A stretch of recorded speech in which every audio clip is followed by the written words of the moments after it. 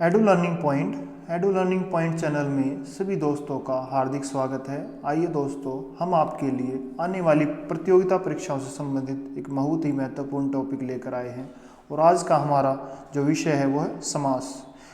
इस विषय से बहुत सारी परीक्षाओं में प्रश्न पूछे जाते हैं, तो हमारे वीडियो को देखने के बाद आपको किसी भी प्रश्न में कोई भी डाउट नहीं रहेगा।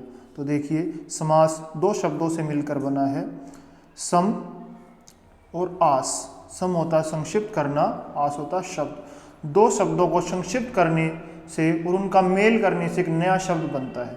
ठीक, वो जो नया शब्द बनता है उसे क्या कहते हैं? उसे समास कहते हैं। और जो नया शब्द बनेगा वो कैसा होगा? वो सार्थक अर्थ देने वाला होगा। दो शब्द हैं हमारे, देखिए, महान और वीर।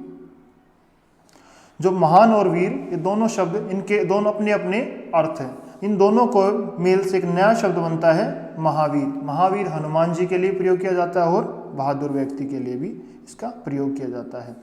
और हम आपके लिए परीक्षाओं से संबंधित आप समास के भेदों को कैसे याद करेंगे, इसके लिए हम आपके लिए एक आसान सी ट्रिक लेकर आए हैं। और वो हमारी जो ट्रिक है वो है अतक द्विंद।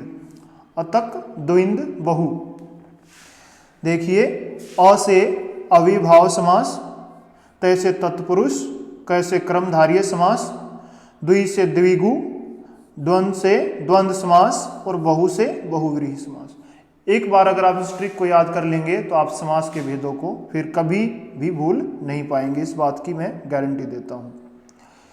जो समास का विग्रह, जो समासिक जो शब्द बनता है, दो शब्दों के मेल से जो समासिक शब्द बनता है, उन पदों को अलग अलग करने की जो प्रक्रिया है, जो क्रिया है, वो क्या कहलाती है? वो समास विग्रह कहा जाता है। जैसे हमारे पास जो शब्द है वो है राजपुत्र, तो इसका जो समास विग्रह होगा वो क्या होगा? राजा का पुत्र। राजा का पुत्र। तो समास के भेदों का विस्तार से जानने से पहले एक बार हम उसके जो समास में जो दो पद होते हैं जो बहुत ही महत्वपूर्ण हैं, उनके बारे में जान लेते हैं। पहला होता है पूर्व पद, दूसरा होता है उत्तर पद। पूर्व पद किसे कहते हैं? पूर्व पद है जो पहले आए उसे पूर्व पद, और उत्तर पद, उत्तर का मतलब होता है बाद वाला, तो पूर्व पद के बाद आए उसे उत्तर पद कहा जाता है।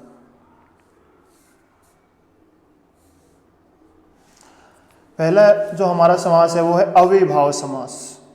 जिस समास में पूर्व पद, पूर्व कौन सा? पहले वाला जो पद है वो प्रधान हो, और वो क्या हो? प्रधान होने के साथ साथ वो अव्यय भी हो। अव्यय क्या होता है? क्रिया विशेषण का वो कार्य करे, तो उसे अविभाव समास कहते हैं। और ये हमने आपके लिए कुछ शब्द बताए गए हैं जिनसे आप आसानी से पहचान सकते हैं कि ये अविभाव समास का उदाहरण है या नहीं है। वो कौन से शब्द हैं? वो है हर, भर, प्रति और आ। देखिए, हर जो अव्यय है, क्रिया विशेषण है हर साल, तो जो समस्त पद हमारा बन गया हर साल, और इसका विग्रह क्या हो गया? ये प्रत्येक साल। दूसरा है हमारा भर, भर पेट, तो हमारा जो समासिक जो शब्द बन गया वो हो गया भरपेट, और विग्रह क्या होगा इसका? पेट भरकर। अगला जो हमारा अव्यय है, इसको क्रिया विशेषण भी कहते हैं, वो है आ, और उत्तर पद है हमारा जीवन। तो हमारा जो समस्त पद है, समासिक शब्द है, वो हो गया आजीवन, तो इसका विग्रह क्या होगा? जीवन पर्यंत, यानी कि उम्र भर।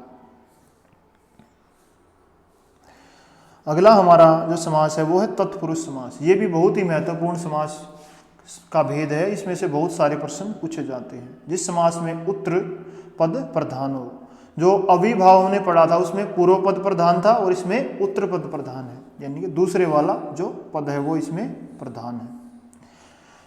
और इसमें पद में कारक विभक्ति का लोप होता है। इसी वीडियो के अंदर हम आपको कारक विभक्तियों के बारे में भी समझाएंगे। तो पद में कारक विभक्ति का लोप हो, वहां पर क्या होता है? तत्पुरुष समास होता है। जैसे शरणागत हमारा शब्द है, समासिक शब्द है, क्या है वो? शरणागत। तो इसमें कारक विभक्ति कौन सी है बताइए? तो इसमें कारक विभक्ति है को, शरण को आगत। अगला हमारा शब्द है विद्यालय, तो इसमें जो कारक विभक्ति है के लिए, विद्या के लिए आल्य। अगला हमारा उदाहरण है बलि पशु, बलि के लिए पशु। तो आइए अब हम कारक विभक्तियों के बारे में पढ़ते हैं। तत्पुरुष समास के भेद। कारक विभक्तियों के अनुसार कितने हैं ये? 6 हैं। तो कारक विभक्ति देखिए, इसमें पहला हमारा कर्म तत्पुरुष। कर्म तत्पुरुष में कौन सी विभक्तियां लगती हैं? का और को। जैसे हमारा शब्द है यश प्राप्त, तो यश को प्राप्त, तो इस तरह का ये हमारा कर्म तत्पुरुष का उदाहरण है। दूसरा है हमारा करण तत्पुरुष। करण तत्पुरुष में कौन सी विभक्तियां लगती है? इसमें लगती है से या के द्वारा। जैसे उदाहरण है हमारा पद दलित, तो इसमें कौन सी विभक्ति लगी? पद से दलित। और अगला हमारा उदाहरण है तुलसी रचित, तुलसी द्वारा, से या के द्वारा, जो दूसरी विभक्ति हमने यहाँ पर प्रयोग करके दिखाई गई है, जिससे आप आसानी से इसको समझ सके। तो अगला हमारा है संप्रदान तत्पुरुष। ये कारक विभक्तियां हैं, इन्हें अगर आप एक बार याद कर लेंगे तो आपको तत्पुरुष समास का कोई भी उदाहरण आ जाए तो आप उसमें कभी भी गलती नहीं करेंगे। संप्रदान तत्पुरुष, इसमें जो विभक्ति लगती है वो कौन सी लगती है? के लिए। देशभक्ति, देश के लिए भक्ति। हथकड़ी, हाथ के लिए कड़ी। बैलगाड़ी, बैल के लिए गाड़ी। अगला हमारा जो तत्पुरुष समास का जो भेद है वो है अपादान तत्पुरुष। अपादान होता है से या अलग हो जाना।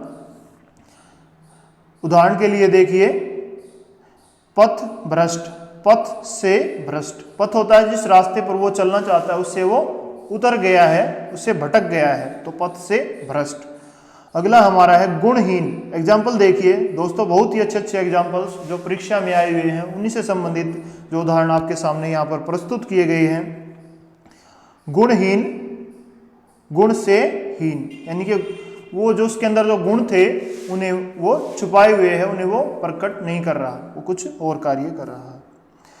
अगला देखिए संबंध तत्पुरुष। संबंध बताता है जो का, के, की। इसकी कौन सी विभक्तियां हैं? का, के और की। देखिए रानी महल, रानी का महल, किसका महल है? रानी का महल। दया सागर, उदाहरण देखिए दया सागर, दया का सागर, किसका सागर है? दया का सागर। अगला हमारा जो तत्पुरुष का जो भेद है और अंतिम भेद है ये है अधिकरण। अधिकरण तत्पुरुष। अधिकरण होता है में और पर। उदाहरण देखिए इसका, जैसे लोकप्रिय शब्द है तो लोक में प्रिय, लोक में प्रिय। और जैसे आप बीती शब्द है, आप बीती, तो आप पर बीती। तो सभी ने तत्पुरुष समास का ये भेद देख लिए होंगे। अब हम अगले समास की तरफ चलते हैं। अगला हमारा समास है क्रमधारय समास। क्रमधारय समास में उत्तर पद की प्रधानता और सामासिक शब्द में विशेषण विशेष्य का संबंध पाया जाता है। विशेषण कौन होता है? जिसकी जो विशेषता बताई जाए, और विशेष्य जिसकी विशेषता बताई जाए। देखिए पहचान बताने वाले जो शब्द हैं, ये अगर ये शब्द आप याद कर लेंगे तो आप कभी भी एग्जाम में परेशान नहीं होंगे और आप आसानी से ऑप्शन में टिक कर सकते हैं और आपका आंसर 100% सही होगा। देखिए जैसे सामासिक शब्द है परमानंद, सामासिक शब्द है परमानंद। परम है जो आनंद, परम है जो आनंद। तो हमारा जो शब्द आ गया वो कौन सा आ गया? है जो। दूसरा देखिए यहां पर इसी में महाजन, महान है जो जन, जो जन महान है उसे महाजन कहा जाता है। तो है जो उदाहरण से संबंधित देखिए। अगला हमारा है नीलकंठ, नीला है जो कंठ। तो है जो शब्द है वो किसके अंतर्गत आता है? वो कर्मधारय समास के अंतर्गत आता है। अगला देखिए चंद्रमुखी, चंद्रमा के समान मुख वाली या चंद्र के समान मुख वाली। तो के समान जो पहचान है ये किसके अंतर्गत आती है? ये कर्मधारय समास के अंतर्गत आती है। अगला है हमारा उदाहरण देखिए। अगर ये उदाहरण आप एक बार कर लेंगे तो आप कभी भी समास को भूल नहीं पाएंगे, आप आसानी से पहचान लेंगे कि इसका कौन से भेद में पूछा गया है। मृगनयन, मृग के समान नयन। अगले समास की तरफ चलते हैं। द्विगु समास, इसमें से भी प्रश्न पूछे जाते हैं द्विगु समास। और ध्यान दीजिए, जिस समास में पहला पद क्या हो, संख्यावाचक विशेषण हो, उसे द्विगु समास कहते हैं। जो समासिक शब्द यहाँ पर दिए गए हैं और इसका विग्रह भी यहाँ पर दिया गया। जैसे अगर हमारे पास आ गया त्रिकाल, त्रिकाल शब्द हमारे पास आ गया और उसमें से पूछा कि द्विगु समास कैसे है ये, तो त्रिकाल क्या होता है, वो तीन कालों का समूह। चौराहा, अगला हमारा शब्द है चौराहा, चार राहों का समूह। अगला है पंचनद, पंचनद क्या होता है, पांच नदियों का समूह। तो इसमें जो पहला जो पद है वो क्या है, यहां पर देखिए, तीन है, चार है, पांच है, ये क्या है, संख्यावाचक विशेषण है। अगला हमारा उदाहरण है चार मीनार, चार मीनारों का समूह। तो ये ऐसे जो एग्जाम्पल्स आएंगे वो किसके अंतर्गत आएंगे, वो द्विगु समास के अंतर्गत आएंगे। अगला है हमारा द्वंद्व समास। द्वंद्व क्या होता है कि दोनों के बीच में क्या हो, मुकाबला हो, कोई भी पद क्या हो किसी से कमतर न हो। अभी तक हम देख रहे थे कि कोई किसी में पूर्व पद प्रधान है, किसी में उत्तर पद प्रधान है, और द्वंद्व समास में क्या होगा, वो दोनों पद क्या होंगे, उसमें प्रधान होंगे। यही इसकी विशेषता है। इसमें जो पहचान बताने वाले जो शब्द हैं और चिन्ह हैं, इनको आप ध्यान से देख लीजिए। सिर्फ एक ही बार में आप इनमें पढ़ लेंगे तो दोबारा कभी भूल नहीं पाएंगे। तो कौन कौन से हैं वे, तथा, एवं, या, और ये निशान आप ध्यान से देखिए। जो ये निशान है ये योजक शब्द है। ये द्वंद्व समास के सभी उदाहरणों में ये यहाँ पर मिलेगा। देखिए पहला ही हमारा उदाहरण है माता पिता, तो बीच में क्या है, ये योजक शब्द है। ये किसका उदाहरण है, ये द्वंद्व समास का उदाहरण है।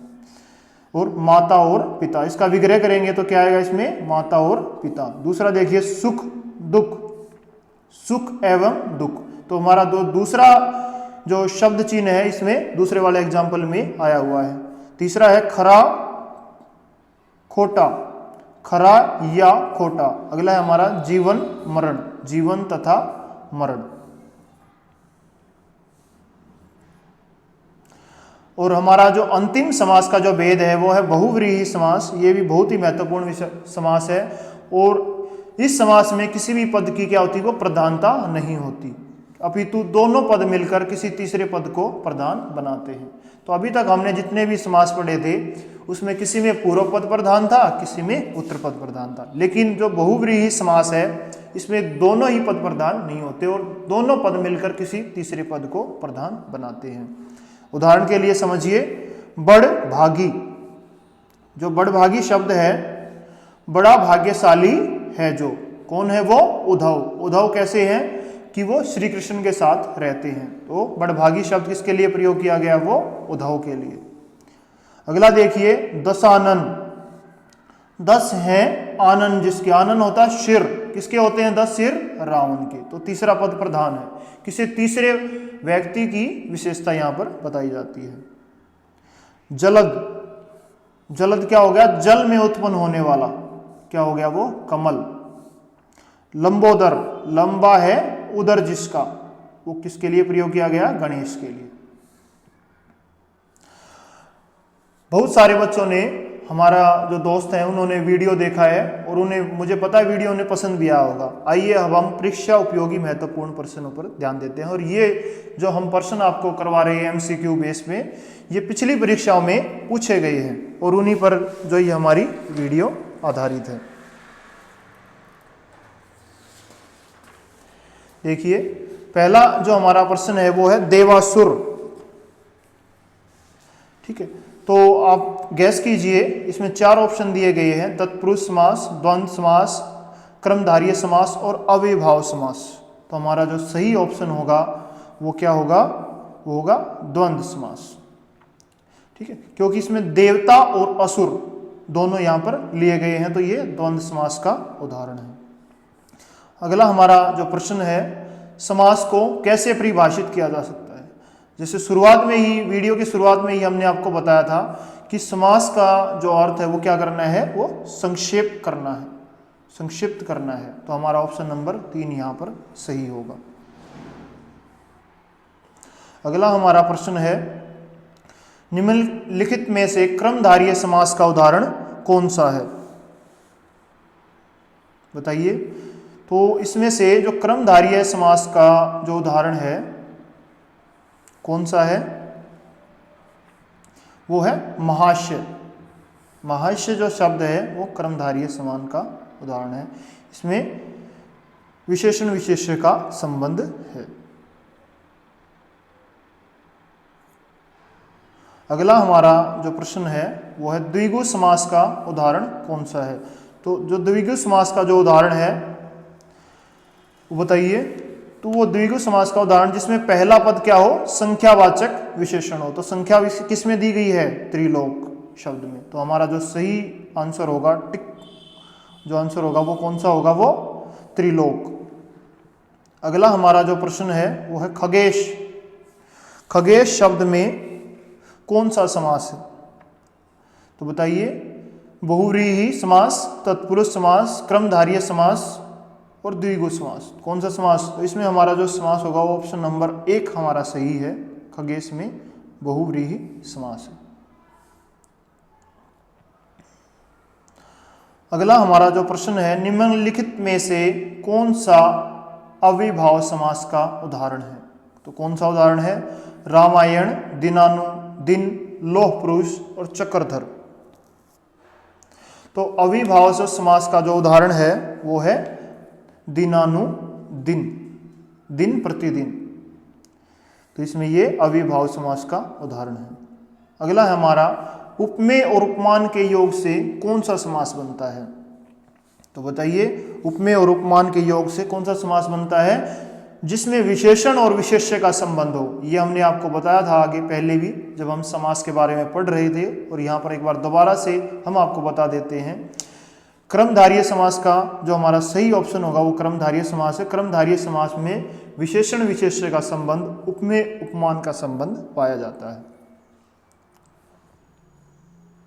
अगला हमारा जो प्रश्न है युधिष्ठिर शब्द में कौन सा समास है? युधिष्ठिर शब्द में कौन सा समास है? युधिष्ठिर शब्द में अविभाव समास है। तो हमारा ऑप्शन नंबर यहां पर 3 सही होगा। अगला हमारा है पंचवटी। पंचवटी शब्द में कौन सा समास है? तो पंचवटी क्या है? ये इसमें संख्या बताएगी 5 वटियों का समूह। वटी क्या होती है? 5 उद्यान का समूह। तो इसमें क्या होगा? वो द्विगु समास होगा। अगला हमारा प्रश्न है मृगनैनी। मृगनैनी शब्द में कौन सा समास है?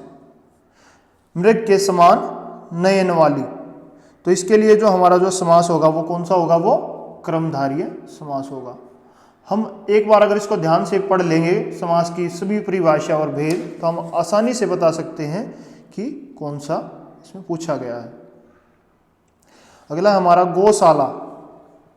गो के लिए शाला। तो इसमें जो हमारा ऑप्शन नंबर 3 यहां पर सही है, ये तत्पुरुष समास के अंतर्गत आता है। अगला हमारा प्रश्न है विद्यार्थी। विद्यार्थी शब्द में कौन सा समास है? तो जो विद्यार्थी शब्द में कौन सा समास है? तत्पुरुष समास है, द्विगु समास है, अविभाव समास है, द्वंद्व समास है। तो विद्यार्थी शब्द में जो समास होगा वो क्या होगा? वो तत्पुरुष समास होगा। अगला हमारा जो प्रश्न है सागपात। सागपात में कौन सा समास है? जो सागपात में कौन सा समास है? जैसा कि हम इसको पढ़ते ही हम देख सकते हैं कि इसमें योजक शब्द का प्रयोग किया जाता है। योजक शब्द किस में प्रयोग किया जाता है? वो द्वंद्व समास में प्रयोग है। तो हमारा ऑप्शन नंबर यहां पर 4 सही होगा। अगला हमारा जो समास है जिस समास में पूर्व पद और उत्तर पद दोनों प्रधान हो वहां कौन सा समास होता है? तो कौन सा समास होता है वहां पर जिसमें दोनों पद प्रधान होते हैं वो होता है द्विगु समास, द्वंद्व समास। अगला हमारा प्रश्न है नवग्रह। नवग्रह शब्द में कौन सा समास है? 9 ग्रहों का समूह। हमने आपके लिए इजीली इसको थोड़ा सा इसका विग्रह कर दिया है। 9 ग्रहों का समूह। तो 9 ग्रह किस में आते हैं? वो द्विगु समास में आते हैं। तो ये द्विगु समास का उदाहरण है। अगर आपने हमारे वीडियो को देखा और आपको ये पसंद आया है तो प्लीज़ हमारे चैनल को लाइक, शेयर और सब्सक्राइब करना न भूलें। अगर आपको किसी भी समाज के भेद में कोई डाउट है तो आप अपने जो कमेंट्स हैं वो हमें कमेंट सीरीज में लिख के भेज सकते हैं। और टेस्ट सीरीज अगर आप प्राप्त करना चाहते हैं समाज से और एचटेट HSSC की परीक्षाओं से संबंधित तो हमें कमेंट बॉक्स में लिखना ना भूलें। हम जल्द ही एचटेट HSSC से संबंधित एक टेस्ट सीरीज शुरू करने जा रहे हैं। धन्यवाद।